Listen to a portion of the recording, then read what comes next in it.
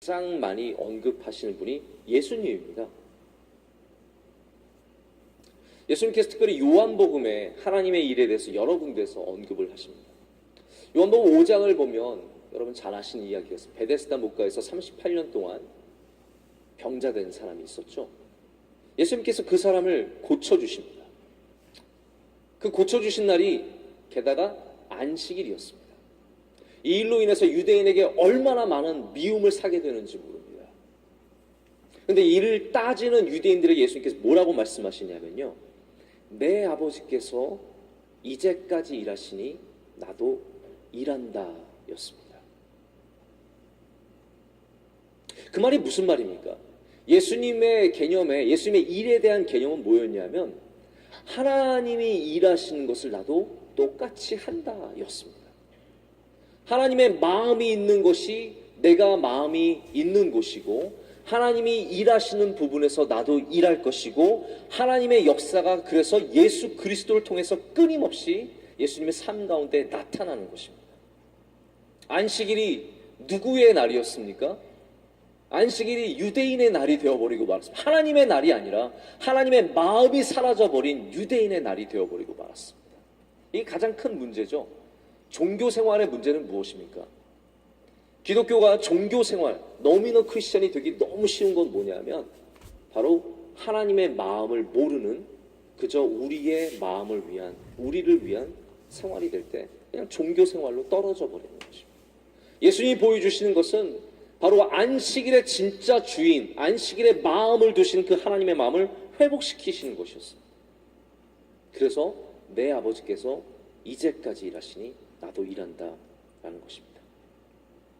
예수님은 그래서 이 땅에 오셔서 종교로 마음이 흐트러진 사람들에게 다시 하나님의 마음을 우리로 하여금 가르쳐 주시고 보여주시는 겁니다. 저는 바리새인들이 참 예수님께 욕 많이 먹었기 때문에 우리가 굉장히 나쁘게 보고, 저도 뭐 늘 나쁘게 봤지만 바리새인들이 등장하게 된 배경이 흥미로웠습니다. 여러분 아시다시피 이스라엘은 성전 중심의 생활을 하지 않았습니까? 모세가 성막을 지은 이후로 그들은 성막 가운데 있다가 솔로몬이 성전을 짓고 그 다음에 다시 재건하여서 성전이 있었을 때 성전 중심의 생활을 했습니다. 하지만 바벨론 이후에, 바벨론 포로기 이후에 성전이 어떻게 됩니까? 완전히 무너지죠. 성전이 완전히 무너집니다. 사람들이 더 이상 하나님께 예배함으로 다가갈 수 없을 때 그들이 다가갈 수 있는 방법이 뭐였냐면, 그럼 우리 율법으로 하나님의 말씀을 지키자였어요. 우리가 하나님께 예배하는 것이 부족하기 때문에, 성전이 없기 때문에, 그럼 우리 이제 율법으로 하나님의 말씀을 지키자. 그때 바리새인들이 등장을 해서 율법에, 예배에서 율법으로 옮겨간 겁니다. 저는 이것이 큰 문제라고 생각하죠.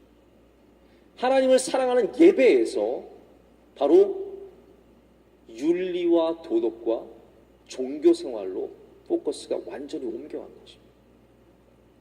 그래서 하나님께서 뭐라고 말씀하시냐면요, 하나님은 다윗의 장막을 재건하시겠다고 하셨어요. 솔로몬의 성전, 영화로운 성전도 아니고요, 정말 하나님의 마음이 있었던, 그 예배가 뜨거웠던, 하나님과의 만남이 깊었던, 성령의 역사가 충만했던, 여러분 성령의 역사 분명히 성령 주간 동안에 배우시겠지만 성령의 역사는 여러분 구약 성경에 엄청나게 많이 등장합니다. 하나님의 영이 함께 하신 그 예배, 하나님께서는 그거를 회복하시겠다라는 거죠. 말씀을 이제 제가 맺겠습니다. 요한복음에 예수님께서 또 하나 중요하게 말씀하시는 것이 있습니다. 6장에 가면 우리가 잘 아는 오병이어의 기적이 나타납니다.